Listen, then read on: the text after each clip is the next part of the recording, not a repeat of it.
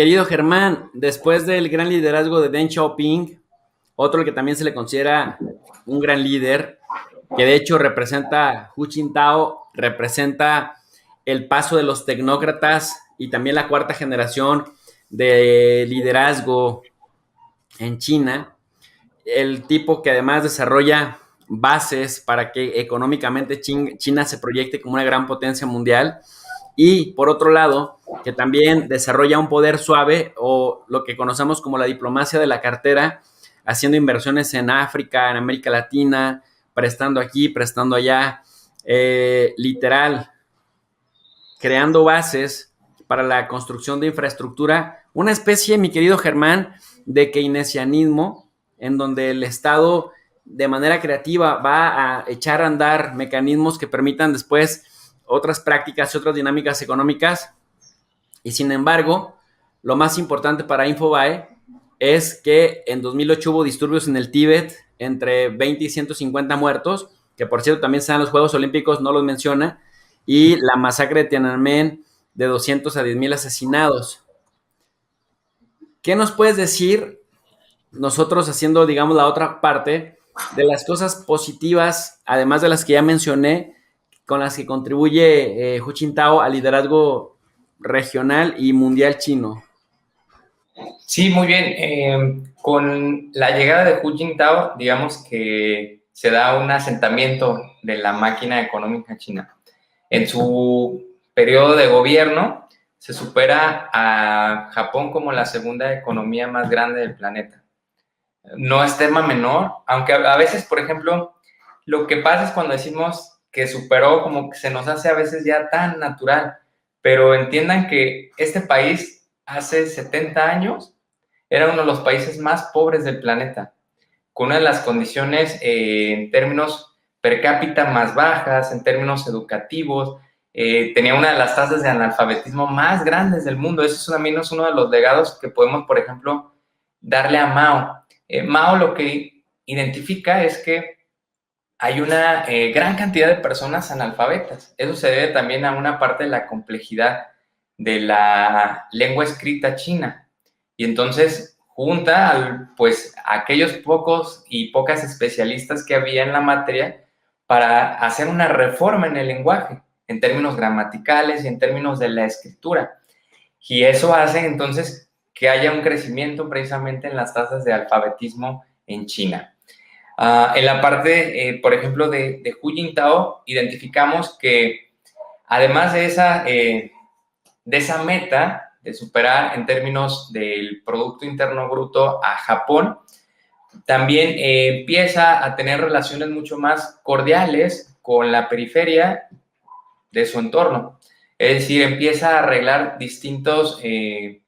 cuestionamientos fronterizos que tenía con países como Myanmar, con países como Tailandia,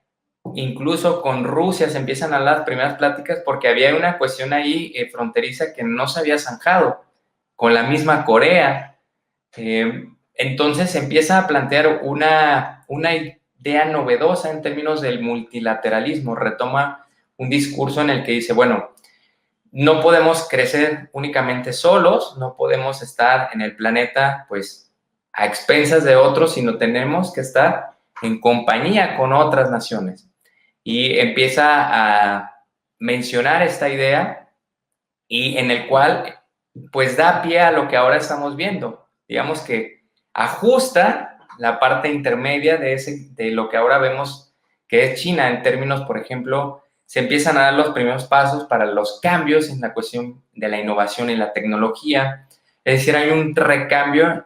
Lo que identificaba es que también, por ejemplo, en términos de innovación y tecnología, China seguía con un modelo muy atrasado. Entonces, bueno, hay que hacer un cambio.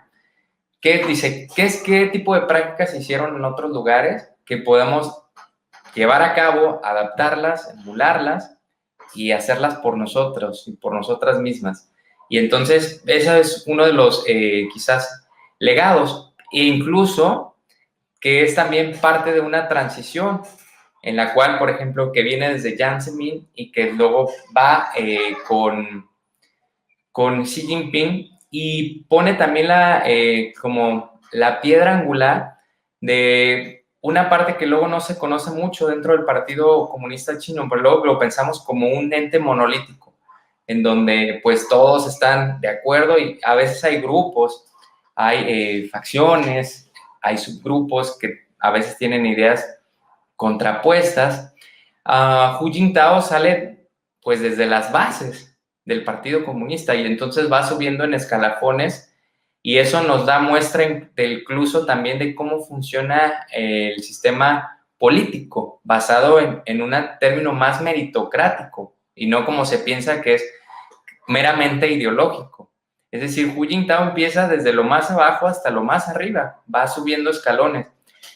y bajo ninguna conexión, por ejemplo, familiar, porque luego hay veces que hay grupos que también ya está desapareciendo un poco, que se le conoce como los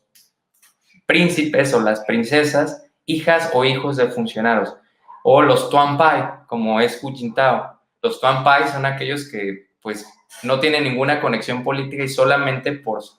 su capacidad profesional pueden hacerse de un lugar dentro de la burocracia china. Entonces hay varias cosas que, e incluso pues también si vemos el número es, digo, no por hacer ninguna apología de la acción de China en el Tíbet, pero por ejemplo piénsenlo también en términos de lo que pues ahorita está sucediendo en Canadá y el número de fosas que se han descubierto de asesinatos de personas de los pueblos originarios o los asesinatos de los pueblos originarios en Estados Unidos. Y por ahí eso molesta mucho a veces, no solamente a la dirigencia china, sino a la sociedad china en general, que es decir, bueno, todos nos buscan aquí como en la basura cosas, ¿no? Y pues busquen ustedes en su basura y hagan ustedes lo que ustedes quieran. Porque eso ya es algo que para muchas chinas, sí, obviamente no quiere decir que lo vayan a borrar, pero a veces hay un discurso recurrente y que recalca y que subraya nuevamente. Entonces, eso molesta muchas veces a la sociedad china de a pie también. Por supuesto, querido Germán, porque además hay tanto que se ignora acerca de China que mucha de nuestra gente, si algún día pisara China, se sorprendería lo mucho que buena parte, sobre todo de las ciudades costeras, desde el sur hasta el norte, se parecen y en muchos aspectos ya han rebasado a las principales ciudades estadounidenses, con verdaderos rascacielos, con políticas de urbanización bastante eficientes, con transporte público moderno, mucha tecnología invertida en las ciudades, que como decía yo, mucha de la gente que vive en Estados Unidos y que se cree el cuento de que China es de salvajes, de bárbaros, de piratas y de pobres, se quedaría con la boca abierta.